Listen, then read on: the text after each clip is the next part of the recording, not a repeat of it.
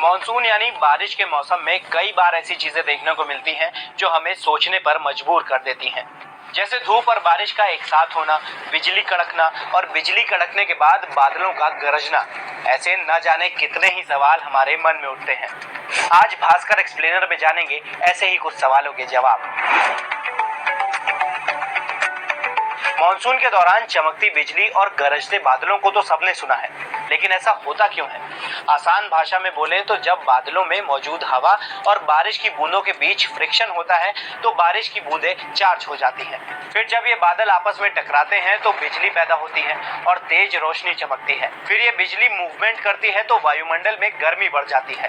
गर्मी बढ़ने से हवा में मौजूद लाखों करोड़ों एटम्स आपस में टकराते हैं और तेज आवाज सुनाई देती है।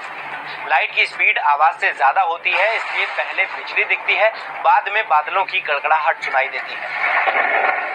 लेकिन कुछ इलाकों में बाकी के मुकाबले ज्यादा बिजली गिरती है। मौसम वैज्ञानिकों के मुताबिक कहीं भी बिजली गिरने की दो वजह होती है। पहली, बादल की ऊंचाई। अगर बादल कम ऊंचाई पर है तो हवा में फ्रिक्शन बढ़ जाता है और ज्यादा बिजली गिरती है। दूसरा, मल्टी लेयर क्लाउड बनना। अगर एक के ऊपर एक बादलों की लेयर्स बन जाती है तो उनके आपस में टकराने से भी ज्यादा बिजली गिरती है। नासा के डेटा के मुताबिक पूर्वी भारत की ब्रह्मपुत्र घाटी में दुनिया में सबसे ज्यादा बिजली गिरती है। मॉनसून के साथ एक टर्म और आता है, एसिड रेन। दरअसल मॉनसून से पहले हवा में नाइट्रिक और सल्फ्यूरिक एसिड इकट्ठा हो जाता है। हवा या बादल में मौजूद पानी की बूंदें जब बड़ी और भारी हो जाती हैं तो ग्रेविटी की वजह से नीचे गिरने लगती हैं, जिससे हवा में मौजूद एसिड भी इसके साथ घुल जाता है। इस दौरान उन पर सरफेस टेंशन और ग्रेविटी दोनों लगते हैं, जिस वजह से नीचे गिरते हुए ये बूंदें गोल आकार की हो जाती हैं। मॉनसून की इस पहली बारिश को ही एसिडिक रेन कहते हैं। कई बार ऐसा भी होता है कि धूप और बारिश साथ में हो जाते हैं। ऐसा इसलिए क्योंकि कभी कभार बादलों के बीच की डिस्टेंस काफी ज्यादा होती है, जिस वजह से वो सूर्य की किरणों को रोक नहीं पाते और धूप बारिश दोनों एक साथ दिखती है।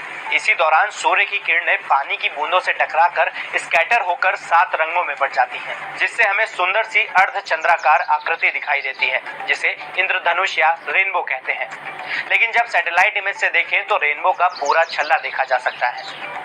इसके अलावा एक और सवाल उठता है कि क्या बादल सच में फटते हैं? तो जवाब है कि ऐसा कुछ नहीं होता। हाँ, जब किसी छोटे से इलाके में बहुत कम समय में बहुत ज्यादा बारिश होती है तो इसको बादल फटना कह दिया जाता है। तो ये थे मॉनसून से जुड़े कुछ सवाल और उनके जवाब।